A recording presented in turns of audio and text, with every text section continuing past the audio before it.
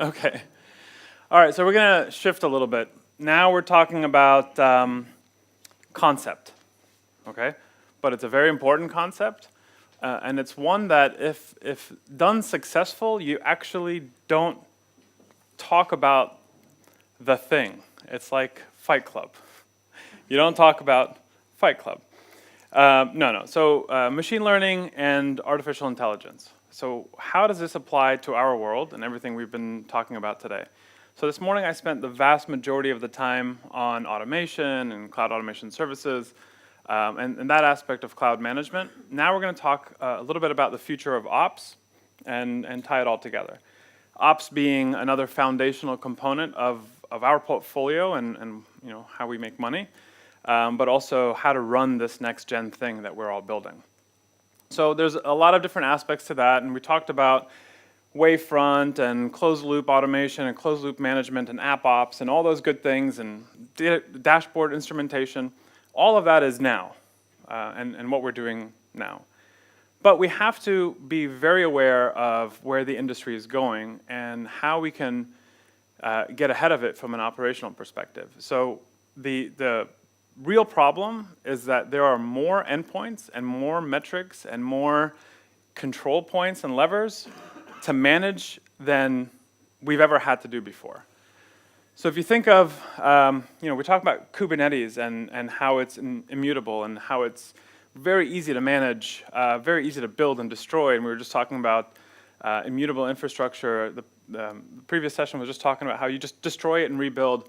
But that destroy operation was actually once an object that has to be audited, that has to be visible, that had to be controlled at some point, because you need to know that even though it survived for 3 minutes, it actually, it could have been the entry point to a worm or whatever it is.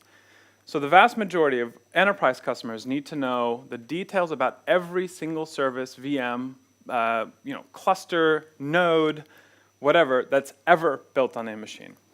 And I was just mentioning in a previous meeting that I have a customer who has a requirement to manage 1 billion objects. 1 billion objects. That breaks ops. That breaks any ops solution. That breaks wavefront, right? You can't manage 1 billion objects, not to mention the millions and millions of metrics those objects are spitting out at any given time. And this is a big problem, especially for IoT, where the object is small, but in massive, massive quantities, doing all kinds of very important things, but more importantly, spitting out tons and tons of data. So the point is, the data has to be managed. Our current tools, modern tools in the industry, cannot do it. So you end up building very specific point products to capture a certain thing on, for example, Wavefront does a really great time series. We can build dashboards, whatever, but that's not going to solve this bigger problem. The other thing is, you're not going to have time to respond. The vast majority of operations are, I'm already going to miss the 45 minutes, so I'm going to hurry up here, I'll get to the point, are, you know, we'll say analytics. Yes, there's analytics in ops. There's analytics in most ops. We can do things like predictive capacity management, predictive performance management. So we can say, hey, it looks like you're going to run out of resources in 3 months. Here's what I recommend you doing. But it's predictive, but all it's looking is trend and calculating future. So we have to change that as well. Because IoT is not predictive, right? And I say IoT because that's an example of massive. A lot of the DevOps use cases, developer use cases, immutable infrastructure is by definition not predictive. So how do you manage all of that? Policy-based management, where we can say, you know, here's a threshold. If you hit this threshold of 80% CPU consumption, add another node to the web tier. Okay, great. Add another node to the web tier. Oh, but it's a dynamic threat. I'm not picking on our products, but this is just the way it is. It's a dynamic threshold. So maybe I will learn over time exactly when you should be scaling out. And that's fine, and that's great, and it's worked for the most part. But what I'm doing with thresholds and dynamic scaling and on-demand scaling and all that good stuff that automation and ops and everything does is scale the front end, the primary user interface, without doing any sort of consideration of what's happening on the back end. what if I could reduce scale by fixing something like IOPS or network throughput or making my user sessions way more efficient? It's not just about scale out. And if cost is my business intent, I certainly don't want to just scale because of policy says scale. So that's kind of where we break. Here's just a little bit of an overview where we have data, we're looking at that data, and we're responding to data.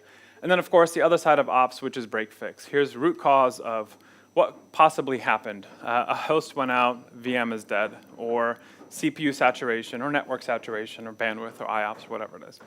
All good and done. The problem is you're looking at a metric, you're doing some correlation. With Wavefront, you can do much broader correlation, but it's not sufficient. So what we are doing as a cloud management BU in the industry, we're actually part of a whole bunch of different initiatives across Silicon Valley. But we're really looking at machine learning as a means of adopting the next, or building the next gen stack, next gen infrastructure stack. There is one product that uses ML very efficiently, and that is Wavefront. So when we talk about predictive, the reinforcement learning specifically, Wavefront was an acquisition that we're actually going to learn a lot from. So you'll see a lot of that Wavefront technology start moving across the portfolio. But really, it's about getting in front of a ton of data. But before we start talking about AI and ML, I have to set some of the foundational stuff, because this is a big problem for VMware, VMware's field, VMware services, our partners, our competitors. I kid you not, and I took it out of this slide, but I've showed this to, when I do this internally at VMware, I've seen an AI slide with Johnny 5 from Short Circuit. And that is not how you define what we're trying to do with AI, and that, in fact, Johnny 5 was a programmed entity, not AI, until he was electrocuted. And if nobody knows what I'm talking about, you're too young. But AI is a broad area of study. And ultimately, the end goal of AI is to replicate how humans behave. But thing is, AI is very focused. No one thing, not a Watson, not an Alpha, not any of those, could actually function like a human brain. But it can probably do a few things way better than we could ever imagine. But AI is designed to understand, actually learn its environment and respond to that environment in a very specific, programmed for the most part way, but programmed to consider what if, right? It's a very human thing. So if I'm looking at an object and I'm told that I have to manage that object, and if that thing shrinks in size, then I have to respond in some way. And then I do that for years. And then one day I'm saying, well, I know that in about 2 minutes and 13 seconds it's a shrink in size, so why don't I go ahead and respond the way I would normally respond and avoid it from shrinking all. Maybe shrinking is not a good one, but it's an example, right? You're learning from the environment. And these AI capabilities are designed to do that using what's called machine learning algorithms, or ML. But a perfect example of AI, a popular one, well, first of all, there was Watson, who won chess, right? Beat a human chess competitor, world champion. But that was peanuts compared to what AlphaGo did. AlphaGo, if you're familiar with Go, it is 200 times more difficult than chess. 200 times more moves, possible moves at every single turn. And it is one of the hardest games in the world to play. So Watson, meh, right? Google wanted to really play it up. AlphaGo beat the world champion in Go 4-1 out of 5 games. So they won 4 games, lost 1. Then Google came out with a press release saying they found a bug, they would have won all 5, right? Of course. The way they did it is actually hugely impressive, and precisely what a lot of what I'm going to talk about here is going to do. So you look at the board. The board has a whole bunch of possible outcomes, okay? If we did what Watson did, which is a move is made, and then I calculate a few moves, saying, how do I avoid getting beat, right? That takes a lot of time. Then Watson makes the move. In AlphaGo, if you were to go in and say, with this many moves and this much opportunity to be outplayed by the competitor, you actually have to simulate not only how to avoid losing in that round, but how to guarantee a win. It's a very, very different thing. So what AlphaGo did is went out and it virtually played 200 million rounds, right? Or 200 million moves in 30 million games. That's what it was. And what it did is it said, in virtually playing these games, it now has a database of guaranteed winning, and B, it's not doing this in real time in front of its competitor, because it's already figured out how to do this. And it's leveraging machine learning, specifically reinforcement learning, to get to this point, which is going to lead us to the next conversation. So it goes in and it plays all of these rounds, and then its competitor makes a move. AlphaGo has already simulated the next potential move and is able to respond without actually going through and redoing the whole thing, because that is just not something you're going to wait around to see happen. It had 580 GPU cores at the time that were running in the background for both the simulated play and then the actual play. 580 GPU cores. Which brings me to my next problem. If this type of technology was something that we wanted our customers to benefit from, is the expectation that our customers are going to go and build racks and racks and racks of GPU farms so that they can be predictive in how to manage their VMs? No, right? And I won't spend too much time on here, but Waymo does something different, something similar, but also different.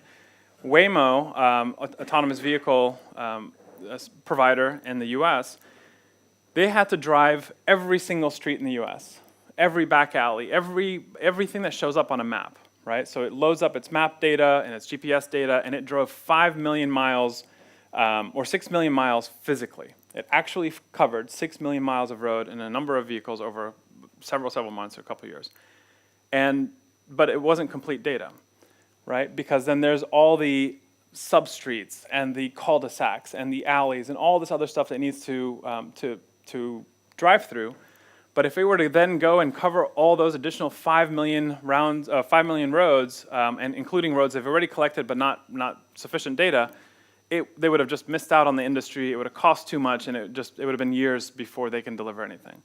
So what they did is they took the data they collected, they simulated driving the additional 5 million miles. 5 billion, yes. 6 million physical, 5 billion.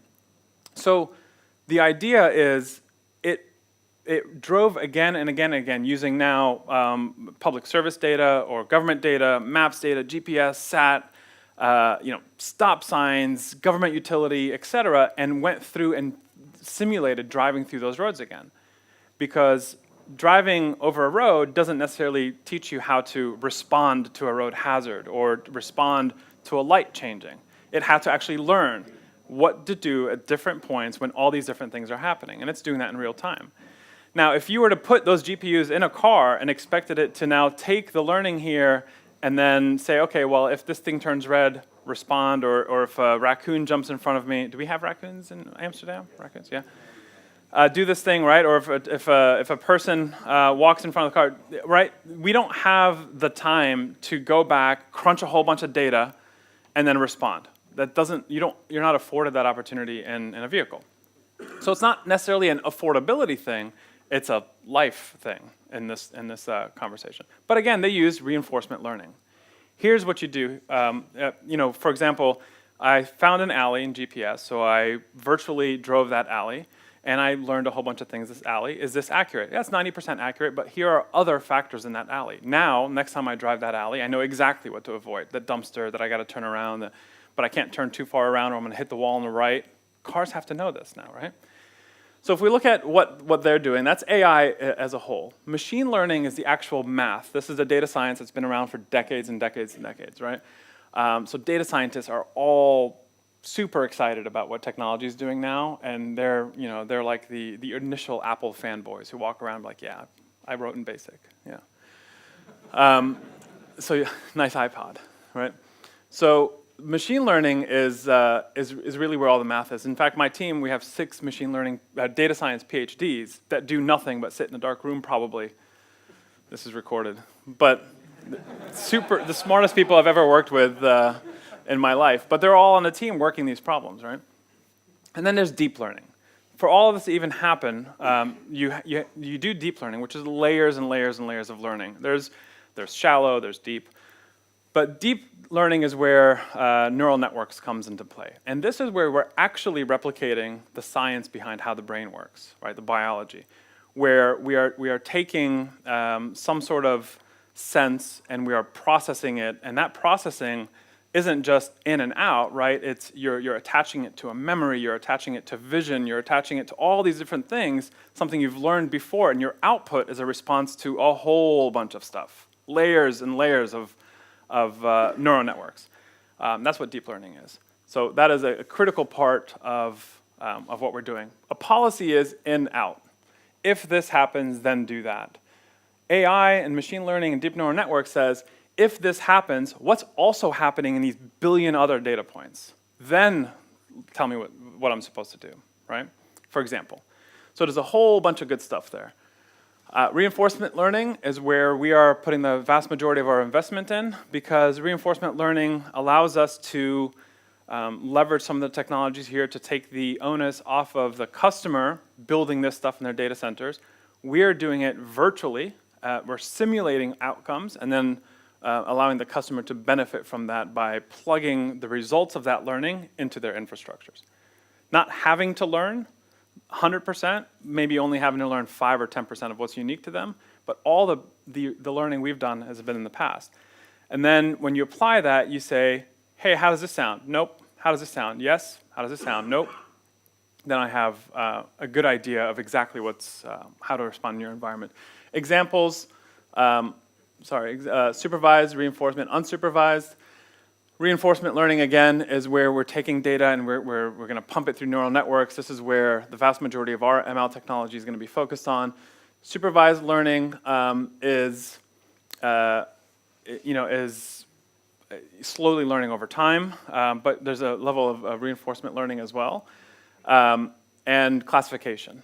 So we're looking at things, we're understanding relationships between those things, and we're classifying them, right? Supervised learning. And then unsupervised learning is where we're going to send something unique and try to make sense of it. And we're going to apply some of these later, back in time. Everybody uses Photos app or Google Photos, right? Deep learning here is when I open up my Photos app and it says, hey, is this Laura, my daughter? Yes, it is. Then it says, tagged 126 photos with Laura. Cool. I mean, it does that not at this level. It does that at this level, right? At this level.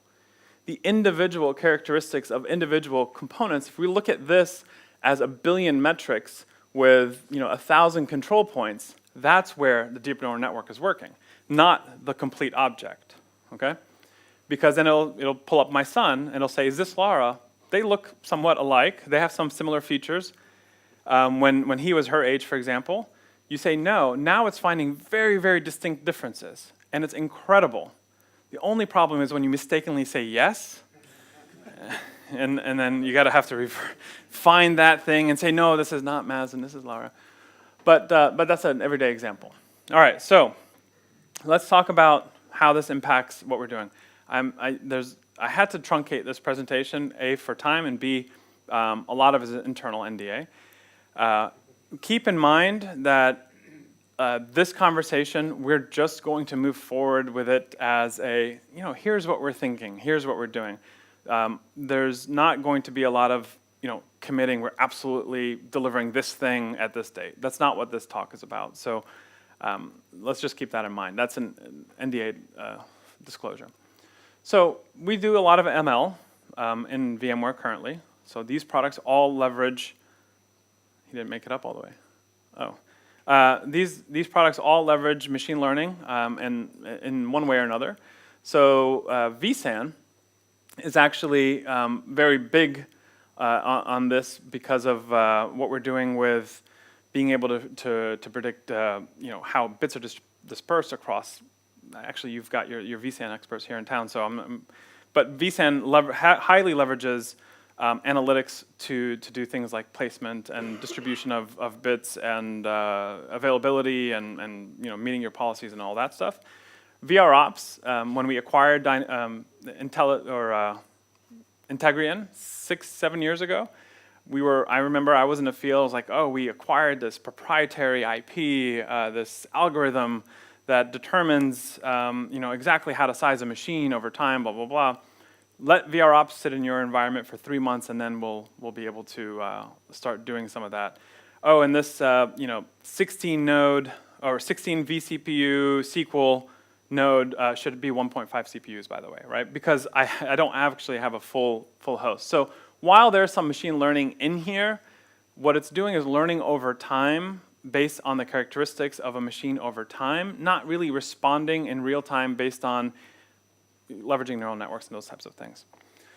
And then so on and so forth. Wavefront is a poster child of what we're doing for machine learning. Policy-based, yeah, alerting. If this happens, alert me. Affinity rules, make sure this VM is always on this host, except if that host is not available, put it somewhere else. So the ability to break those.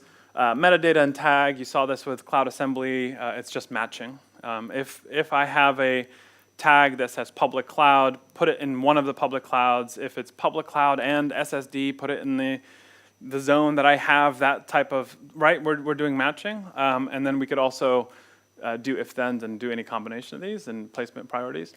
Machine learning is different. This is anomaly prediction, creating groups based on characteristics. This is actually an internal R&D project that says, look at my vCenter inventory, right? Just by looking at my inventory and understanding the analytics of each machine, tell me how to group my machines. Today, we use things like Network Insight to map the traffic and what's happening there. We use Log Insight to determine dependencies and codependencies, as well as Network Insight. We look at vCenter, and some of us very, very much against all public opinion, create resource pools to clean up our vCenter inventory. But instead, we need to just allow algorithms to do this for us. These are related in this way, those types of things. So these are nice use cases. Relationship mapping, intent-based placement, which is where we're putting a lot of effort in. The use cases here, again, I have to move through this, but cloud ops makes a lot of sense to use it in day-to-day cloud operations. So anomaly prediction, true anomaly prediction, everything's about the app, and then runtime placement. So ongoing placement, ongoing optimization, not just initial placement, all of that highly leverages machine learning.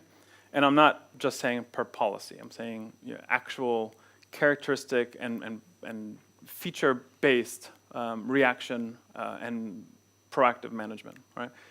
DevOps also makes sense. Data analysis, I kick off a pipeline. Instead of tagging, instead of using those traditional static placement means, what if I could understand what the data is and automatically read text? See, right now we process text. We process that YAML and we do it all in bits, but what if ML is actually reading it and can comprehend? That's a whole different world, right? Systems, pipelines, repos, none of that actually comprehends the text. Even if you put a description and tell it what it is. You're not comprehending the text, but what if we can? So what if all of that stuff is then determined automatically based on comprehension? It's huge, right? Release validation. Hey, I see the word DMZ in here. Physically see the word DMZ, and I understand based on something else that it should not be where you're telling it to go. So I'm going to actually comprehend. Root cause in a way where I can look at something that's happening and identify something way out in the distance that's the root cause. Not something happened, I triggered an event, here's the machine that's now turned red, here are 30,000 different paths to determine what exactly is causing that thing red. But of course you're going to start with a reboot, see what happens. We're talking about true root cause. Here's what it is. It actually has nothing to do with your system. It's a third-party processor of credit cards, right? Wavefront is going to play a big role in here. Our next-gen ops tool, this morning, as I mentioned, Cloud Assembly, SaaS, next-gen VRA takes all of that knowledge and applies it in an on-prem packaging for the most part with code convergence. As you would imagine, that's going to be a pretty popular strategy for us, where we'd put our next-gen ground-up solutions in SaaS. We will learn a ton and then apply that to the next-gen on-prem version of that. And we will not be releasing anything moving forward without adopting some of these ML principles, and there's a number of different principles. So predicting the future is what Wavefront does. Okay, now this is the final bit. And what are we doing on time? 15 minutes? 10 minutes? Okay. So at VMworld, we wrote a little storyline for Pat and Ray to who watched the keynote? Anybody? Yeah. It'll mostly be repeated in Barcelona. But that's good, because this will be new. They mentioned and announced this as a strategy. This is our AI ML strategy. It was an offshoot of the work we're doing with NVIDIA and desktops and all that stuff. So it was a good lead-in. That 6-minute storyboard turned into a minute and a half and a mention. But it was the most popular minute and a half in their keynote. So the interest from a lot of folks really blew up. And we used the waymo example and data collection and miles driven and all that stuff to make this point. But Project Magna isn't a SKU or a product that's going to show up or that any of the VMware guys are going to try to sell you, right? This is on one hand, it's a strategy. On the other hand, it's an engine for the next-gen management stack for VMware. For us to be able to sign up for managing IoT, NFV, these multi-cloud, multi-infrastructure, immutable infrastructures, et cetera, you have to do this. This is a required shift for VMware and how we build our products. So everything-aware application automation. This means that just because you pointed at something as a potential cause doesn't mean I should be spending any bit of my time on that thing. It, in fact, could be, this is the root cause, right? In fact, could be 3 other things that together are contributing to this result. The other part, that's break fix. But the other part is, let's just avoid that altogether and constantly be aware of how to better this environment. And I mean constantly, real time. And that's really what we're building with Project Magna. So, it's learning over time. It leverages a reinforcement learning algorithm to solve this other problem that I mentioned and I just referred to. This is a blueprint I pulled out of Cloud Assembly. Tell me how, if I have 1,000 users I'm onboarding every hour in my canary release of a V2 of an application, things are going great, I've been running for hours or days, and I'm onboarding 1,000 users, and I know, based on my own metrics, that there are still 80,000 users to be onboarding. At 1,000 users an hour, I can predict how long before I do the full canary cutover, okay? And my infrastructure is doing that over. All of a sudden, I'm onboarding 100 users. So my rate, and by the way, Wavefront today will actually pick this up, from 1,000 users onboarded to bam. Now, onboarding, I can be requesting new credit card information because it's a new database. I can be requesting updating your profile, whatever it is. Just think of a real-life situation. So I fall down to 100 users, right? The users interface with my web console. They come in through a load balancer. Where do I start, right? How do I figure out which one of these metrics and which data points, which endpoints, which applications, where is the problem? So if you don't have such a complex application, you can probably do your root cause analysis and follow your traditional processes and find out that between Log Insight and Wavefront and NI and whatever else you use externally, your Splunks of the world, your Datadogs, you could probably eventually get to the point. But at this point, you've halted onboarding and you started cutting people off to back to your 1.0 application, okay? Because something is broken here. Not to mention all of this. Remember, we're a immutable multi-cloud, multi-platform, multi-data center, multi-geo world now. These applications can be globally distributed, leveraging software-defined everything to archaic back-end core infrastructure, and all in the same. These are real examples, right? You'll see this in finance and banking all the time, and healthcare. So this is the problem we're solving. Not just the break fix, but also being proactive. So we look at the application stack, right? We understand, because a lot of this data actually exists for each one of these points. Time series data, i.e. wavefront. We understand the metrics, and we start collecting the metrics over time that each one of these components are spitting out. 10 minutes. Now we have a use case where, we have an understanding of how Cassandra works, how JBoss works, how Apache works, how 30 of those components works that come together and build an application. So I'm not necessarily having to learn from scratch. I could actually preload a lot of understanding this environment.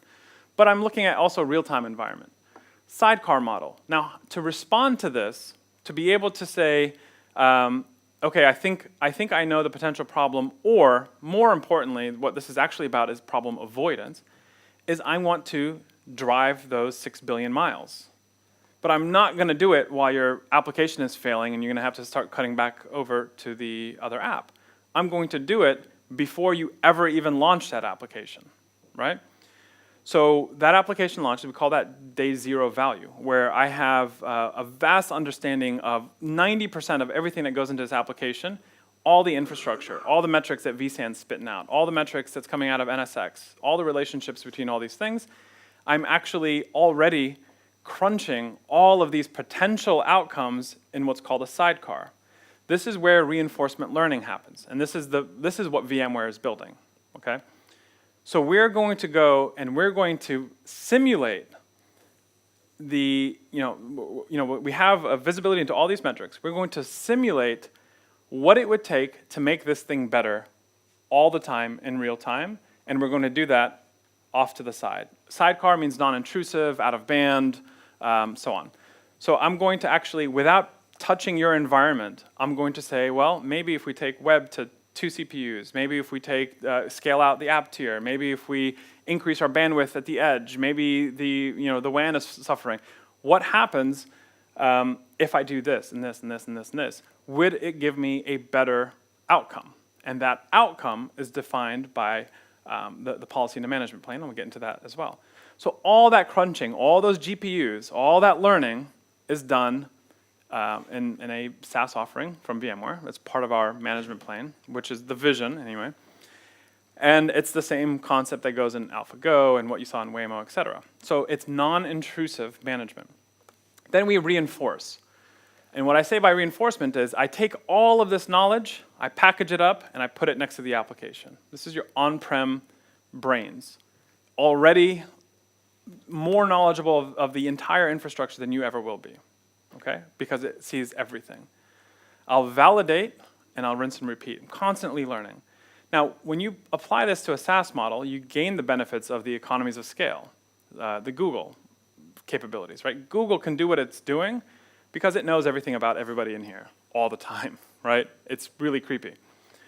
So if I take that same concept and I put this in management terms, and we're a service provider providing these services to now a library of 10, 50, 100, 30,000 different applications and scenarios, and 100,000 infrastructure metrics and control points, well, I can take knowledge learned from customer A and apply it to customer Z in real time, without any data being shared or anything like that, because it's really the agents that's getting smart.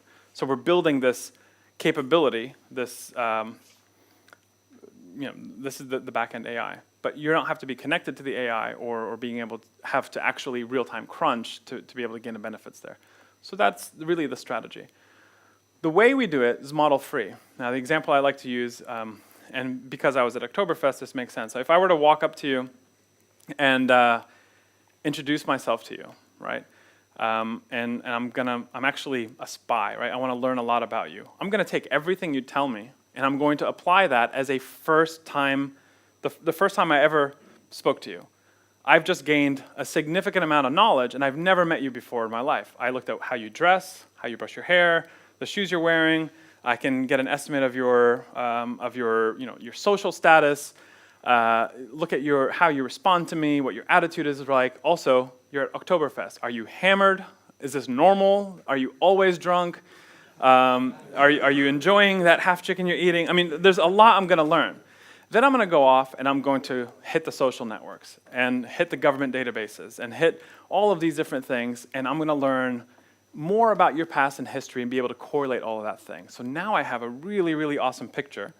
But what the government doesn't understand, or not the government, that's too scary, Facebook doesn't understand is what you were doing in this situation at that time and how you responded at that time. They know static data, okay? So I'm going to now tie that together. So my statistical model, which I have now collected data about you, applied it to my model-free collection, the real-time collection, this is discovery, right?